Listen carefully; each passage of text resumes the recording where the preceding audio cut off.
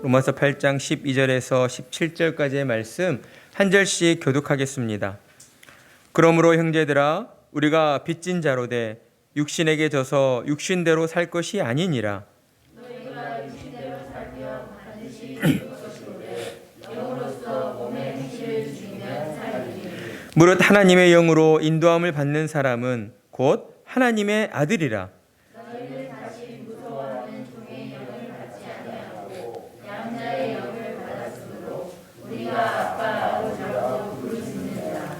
성령이 친히 우리의 영과 더불어 우리가 하나님의 자녀인 것을 증언하시나니 자녀이면 또한 상속자 곧 하나님의 상속자요 그리스도와 함께한 상속자니 우리가 그와 함께 영광을 받기 위하여 고난도 함께 받아야 할 것이니라. 아멘. 우리는 오늘 하나님의 상속자라는 제목으로 하나님의 말씀의 은혜를 나누도록 하겠습니다. 예수님께서는 제자들에게 마지막 명령으로 세상 끝까지 나아가 복음을 전하라고 명령하시며 세상 끝날까지 너희와 항상 함께 있겠노라 라고 약속해 주셨습니다. 예수님의 그 약속은 어떻게 이루어졌습니까? 보혜사 성령님을 보내어 주심으로 이루어졌습니다. 예수님께서는 이 땅에 성령을 보내주셔서 믿는 자들과 함께 하도록 그렇게 행해 주신 것입니다. 따라서 우리가 믿음을 가지고 말씀에 순종하며 산다라고 하는 것은 곧 성령의 인도하심에 순종하며 살아가는 삶이다라고 할 수가 있는 것입니다. 그렇다면 여러분은 어떻습니까? 우리는 어떠합니까? 우리는 지금 성령의 인도하심에 온전히 순종하며 살아가고 있는 것입니까? 성령의 인도하심에 순종하며 살아가는 삶은 하나님께서 우리에게 주신 놀라운 축복이라고 할 수가 있습니다. 왜냐하면 죄악된 세상에서 썩어 없어질 유한한 것만을 추구하던 그런 우리의 존재가 영원한 것을 추구하며 살아갈 수 있게 되었기 때문입니다. 그러나 때로 성령께서는 우리가 원하는 것과는 반대되는 길로 우리를 인도하실 때가 있습니다. 그럴 때 우리는 내적인 갈등을 경험하게 되는 것이죠. 이전에 경험해 보지 못했던 우리 마음에 이렇게 해도 되는 것인가? 왠지 하면 안 될 것 같은데? 하나님이 기뻐하시지 않으실 것 같은데? 라고 하는 그러한 내적인 갈등을 경험하게 되는 겁니다. 그러나 이러한 갈등들은 곧 성령께서 우리 안에 계시고 우리와 함께 하신다라고 하는 그 분명한 증거가 된다라는 것이죠. 성령이 우리 안에 계셔서 세상의 것을 탐하려 하는 우리의 육신의 정욕을 성령이 막아서기 때문입니다. 그래서 신자는 세상 사람들의 눈으로 보여질 때에 자기 마음대로 아무것도 할 수 없는 마치 자유가 없는 그런 노예처럼 보여지기도 하는 것이죠. 그러나 그것은 겉으로 보여지는 그러한 껍데기에 불과한 모습일 뿐입니다. 왜냐하면 성령의 인도하심에 순종하는 자의 그 심령 속에서는 세상 그 무엇으로도 얻을 수 없는 진정한 자유와 참된 복이 누려지고 있기 때문이다라는 것이죠. 그렇습니다.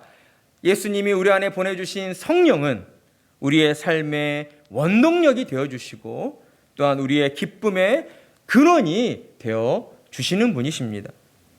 죄로 부패한 이 세상 가운데에서도 끊임없이 우리에게 이 땅을 살아갈 힘과 용기를 붙돋아 주시기 때문인 것입니다. 성령께서 우리에게 이 땅을 살아갈 힘과 용기를 어떤 방법으로 붙돋아 주십니까?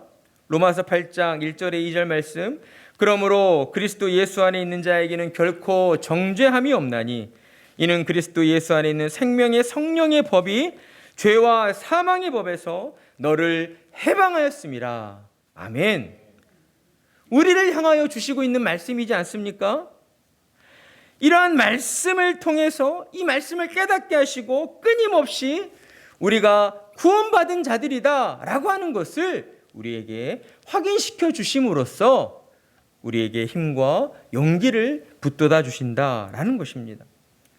우리에게 너희는 더 이상 죄와 사망의 법에 갇혀 있는 자들이 아니라 생명의 성령의 법으로 말미암아 죄에서 자유를 얻게 된 자들이다라고 우리에게 계속해서 말씀을 해 주시는 것입니다. 그 성령께서는 오늘도 세상의 삶으로 지쳐 힘들어하는 우리에게 찾아와 주시고 우리의 마음을 위로해 주십니다. 그리고 우리를 다시 일으켜 세우셔서 이 땅을 살아갈 힘과 용기를 북돋아 주신다라는 것이죠. 이 시간 성령의 은혜로 말미암아 여러분의 심령 가운데에 하나님이 주시는 참된 위로와 평강을 누리시기를 간절한 마음으로 축복합니다. 오늘 우리가 함께 읽은 본문의 말씀은 이와 같은 성령의 축복을 받은 자들이 이제 이 땅을 사는 동안 어떻게 살아가야 하는가에 대하여 우리에게 가르쳐 주시고 있는 말씀입니다. 12절의 말씀, 그러므로 형제들아 우리가 빚진 자로 돼 육신에게 져서 육신대로 살 것이 아니니라. 아멘. 바울 사도는 먼저 믿는 자들을 향하여 빚진 자들이다 라고 표현합니다. 우리는 누구에게 어떠한 빚을 졌습니까? 우리가 생각할 때에는 흔히 예수 그리스도의 십자가의 그 희생에 대해서만 빚을 졌다라고 생각할지 모릅니다. 그러나 여기서 바울이 말하고 있는 빚을 졌다라고 하는 것은 우리 안에 내주하시는 그 성령님의 사역에 대하여 우리가 빚을 지고 있다라고 말씀하고 있는 것입니다. 성령께서 우리와 함께 하심으로 우리가 이 땅을 사는 동안 성결한 자로 살아갈 수 있도록 우리를 붙잡아 주시고 우리를 인도해 주시는 것에 대한 빚을 지며 살아가고 있다라는 것이죠. 그리고 우리를 향하여 너희는 육신에게 져서 육신대로 살 것이 아니다 라고 말씀합니다. 이 말씀은 우리 내면의 부패한 본성에 남아있는 죄성을 가리키는 것이죠. 여기서 육신이라고 하는 것은 우리 안에 있는 죄로 부패한 본성을 의미하고 있는 것입니다. 따라서 이 말씀은 우리를 죄짓게 하는 그러한 죄의 유혹에 너희는 져서는 안 된다. 죄의 유혹에 흔들리지 아니하고 죄짓고 살아서는 결코 안 된다는 것을 우리에게 말씀해 주고 있는 것입니다. 사랑하는 성도 여러분, 사실 이와 같은 말씀은 신자된 우리에게 있어서 너무나도 당연한 말씀이다라고 할 수 있습니다. 왜냐하면 성령께서 우리를 죄에서 해방시켜 주셨기 때문에 우리가 다시 죄의 종이 되어 죄에게 복종하며 산다는 것은 말이 안 되며 모순된 그러한 일이기 때문이라는 것입니다. 그리고 또한 바울은 13절의 말씀으로 너희가 육신대로 살면 반드시 죽을 것이로되 영으로서 몸의 행실을 죽이면 살리니 라고 말씀합니다. 바울은 이 말씀을 통해서 죄의 유혹에 무뎌져 있는 우리들을 일깨워 주시고 있는 것이죠. 우리를 향하여서 너희는 이 땅을 사는 동안 육신에 지는 존재로 살아서는 안 된다라고 우리에게 경고의 말씀을 들려 주시고 있는 것입니다. 육신대로 살면 반드시 죽을 것이나 영으로 몸의 행실을 죽이면 살게 된다. 그러나 이 말씀은 우리가 믿음을 가지고 구원받았다라고 하는 그러한 확신 속에서 한 가지 의문을 가지게 하는 말씀입니다. 왜냐하면 우리는 예수 그리스도를 믿음으로 구원을 받았고 분명 우리는 우리에게 주어진 구원이 취소되지 않는다라는 그러한 확신을 가지고 있기 때문이죠. 그러나 이 말씀은 마치 우리에게 주어진 구원이 취소될 수도 있다라는 의미로 들려지고 있기 때문입니다. 사실 이러한 의문은 500년 전 종교개혁자들과 또한 알미니안주의자들 사이에서 첨예하게 대립하던 신학적인 대립으로 이어졌었습니다. 참고로 우리 세우는 교회는 장로 교단에 속한 교회로서 칼빈주의의 신학을 따르고 있습니다. 알미니안주의자들은 이 말씀을 어떻게 해석하였는가? 거듭난 신자라 할지라도 육신의 생활 방식으로 돌아갈 수 있다라고 주장을 하였습니다. 그래서 그들은 이 13절의 말씀을 문자적으로 해석하여서 이는 신자들에게 있어서 매우 공격적이고 위협적인 말씀이다. 우리가 하나님의 은혜로 구원을 받았지만 우리가 다시 죄된 본성을 가진 육신의 생활로 돌아가게 된다면 우리의 구원이 취소될 수도 있기 때문이다 라는 그러한 주장을 펼쳤던 것이죠. 그렇기 때문에 알미니안주의자들 사이에서는 그들의 신앙생활은 무엇을 강조했는가? 신자들의 어떠한 신앙적인 열심과 그러한 신앙적인 행위들을 더 많이 강조할 수밖에 없었던 것입니다. 이러한 알미니안주의의 근간을 이루고 있는 것이 오늘날 또한 천주교회의 모습인 것이죠. 그래서 개신교보다 세상에서 더 많은 구제활동과 더 많은 어떤 행위들을 하는 단체가, 종교가 천주교일 수가 있는 것이죠. 그러나 오늘날 개신교 칼빈주의자들은 이 구절을 이렇게 해석하였습니다. 진짜 거듭난 신자일지라도 종종 육신의 행위로 잘못을 저지를 수 있다라는 것으로 해석을 한 것이죠.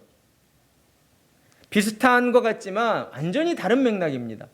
알미니안주의자들은 옛 본성을 가진 육신의 생활 방식으로 돌아갈 수 있다라고 주장을 하였고, 칼빈은 종종 육신의 행위로 인하여 잘못을 저지를 수 있다라고 해석을 한 것입니다. 그러나 그와 동시에 칼빈은 그러나 그렇다 하여서 그것으로 인하여 영원히 육신의 생활 방식으로 돌아갈 수 있는 것은 아니다라고 주장을 하였습니다. 왜 이런 주장이 가능하겠습니까? 거듭난 신자 안에 찾아오신 성령께서 우리의 신앙을 지켜주시고 붙잡아 주시기 때문입니다. 비록 우리 안에 여전히 남아있는 죄된 본성으로 죄의 유혹에 흔들리고 때로는 죄를 짓기도 하지만 그렇다 하여서 우리가 정말 사탄의 자녀가 되어서 죄를 짓는 일에만 그렇게 빠져 있게 되지는 않는다라는 것이죠. 우리 안에 찾아오신 성령께서 우리와 함께 하시며 반드시 우리의 죄악된 그 육신의 생활을 막아주시고 다시금 신앙의 길로 나아가도록 우리를 인도해 주시기 때문이다라는 것입니다. 여러분은 어떠한 해석이 더 맞다고 생각하십니까? 어떠한 분들은 오늘날 교회 안에서 일어나는 그러한 부정한 일들을 보고 알미니안주의자들의 그 주장이 더 맞는 것 같다라고 이야기하시는 분들도 있습니다. 저 사람은 교회는 나오지만 하는 행실로 볼 때 예수님 믿지 않는 사람이야. 저 사람은 구원받지 못한 사람이야. 이런 쪽이 더 합당하다고 생각하는 것이죠. 그러나 칼빈주의에서는 그러한 생각들을 철저히 배제하고 있습니다.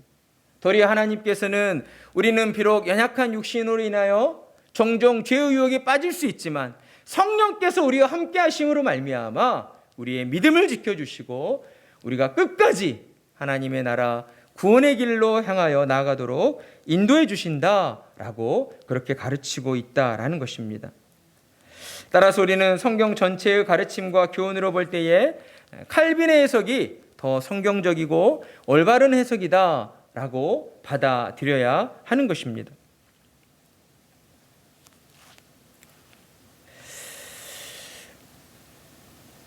그럼에도 불구하고 우리는 우리 자신의 삶 속에서 분명 우리 자신이 거듭난 신자임에는 분명하지만 매 순간 죄의 유혹에 흔들리는 우리 자신을 경험하게 됩니다.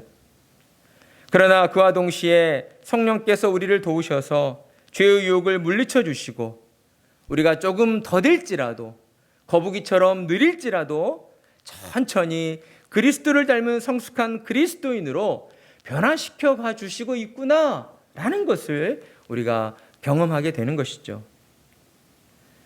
이러한 일들을 경험하고 믿고 있는 우리는 얼마나 자유로운 사람들이고 또한 그것이 우리에게 얼마나 큰 기쁨을 맛보게 해 주는지 모릅니다. 왜냐하면 우리의 신앙생활은 우리의 힘과 노력으로서 이루어지는 것이 아니라 우리 안에 찾아오신 성령의 일하심으로 말미암아 우리를 더욱 그리스도를 닮은 모습으로 그렇게 변화시켜 가 주시기 때문입니다. 따라서 우리는 성령에 의지하여서 날마다 성령을 의지하여 우리의 육신의 행실을 죽이는 자로 살아가야 하는 것입니다. 성령의 도우심을 힘입어서 죄의 유혹을 물리치고 이 땅 가운데 빛과 소금된 자로 그렇게 살아가야 한다라는 말씀입니다. 우리는 이러한 죄의 유혹을 우리의 힘과 노력으로 물리칠 수 없다는 것을 온전히 인정하는 자들이 되어야 합니다. 예수님의 이름으로 하나님 앞에 나와 성령의 도우심을 반드시 구해야 하는 것이죠.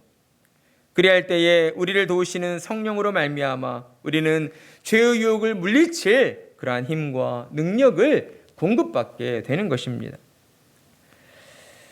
그리고 14절에서 성경은 이렇듯 성령을 의지하여 죄와 싸워 나아가는 자들을 하나님의 아들이다라고 말씀해 주고 있습니다.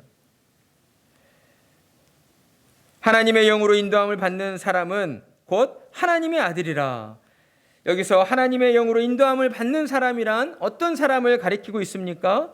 방금 전에 살펴보았던 13절에서 영으로서 몸의 행실을 죽이는 자, 그러니까 성령의 도우심으로 죄와 맞서 싸워 나아가는 자를 가리킨다라고 할 수가 있는 것입니다. 따라서 하나님의 자녀는 성령의 인도하심을 받아 죄의 유혹을 물리치는 사람이다라는 것이죠. 이것은 죄악된 세상에서 과연 어떤 사람이 하나님의 자녀인가 하는 것을 구분 지어주는 그러한 결정적인 기준이 된다라고 할 수가 있을 것입니다. 사도 바울이 이것을 통해 우리에게 말씀하고자 하는 것은 무엇입니까? 성령의 인도함을 받는 사람은 세상에서 하나님의 영광을 드러낼 수밖에 없는 자들이다 라는 것을 우리에게 가르쳐 주고 있다라는 것이죠. 여러분, 하나님의 영광을 드러내는 일은 어떠한 일로 이루어지게 됩니까? 세상에 나아가서 예수님 믿으세요, 예수님 믿으세요 이렇게 외치기만 하면 하나님의 영광이 드러나게 되는 것입니까? 아니면 우리가 입술의 말로써 예수님을 믿습니다라고 고백하면 그것으로서 하나님의 영광이 드러나게 되는 것입니까? 그렇지 않습니다. 하나님의 영광은 신자된 자들이 이 땅을 살아가는 동안 오직 성령의 인도하심에 순종하여 살아갈 때에 하나님의 영광이 세상에 드러나지게 된다라는 것입니다. 세상 사람들이 말하는 부와 명예를 얻고 성공했을 때에 하나님의 영광이 드러나는 것이 아니라 내가 비록 가난하고 부족하고 연약하고 내가 지금 병들어서 병원에 누워 있을지라도 그 가운데에서도 성령의 인도하심에 순종하여서 주님의 말씀에 단 하나라도 순종하며 살아갈 때에 그러한 우리의 모습을 통해 하나님의 영광이 드러나게 된다라는 것입니다.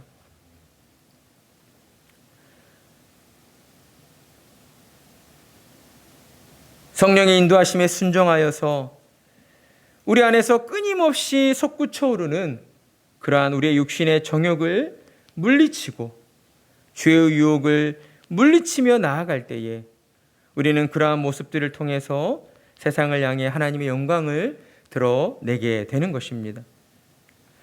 그리고 성경은 하나님의 자녀로 부름받은 자들이 성령의 도우심으로 인해 하나님을 향하여 아빠 아버지라 부르게 되는 그러한 특혜를 누리게 된다라고 말씀하고 있습니다. 이 말씀에서 우리가 양자가 되었다라고 하는 것은 하나님의 자녀로서의 어떤 그 자질이 부족하기 때문에 양자로 삼아진 것이 아니라 하나님의 친아들이신 예수님이 계시기 때문에 우리는 예수님의 형제된 자들로서 양자로 하나님의 자녀가 되었음을 표현하고 있는 것이다 라고 할 수 있습니다. 그렇습니다. 우리는 예수 그리스도 안에서 하나님의 자녀된 자들이 되었습니다. 따라서 우리는 이 땅을 사는 동안 더 이상 우리 안에 있는 그러한 죄된 연약함과 부패한 본성으로 인하여 하나님 앞으로 나아가는 것을 두려워할 필요가 없게 되었다라는 것이죠.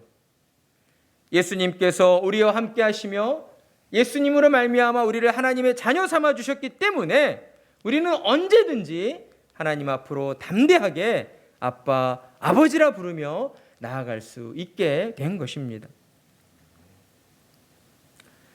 성령께서는 우리의 마음이 연약해지지 않도록 매일 매 순간 우리의 심령 가운데에 하나님은 너의 아버지가 되어주신다.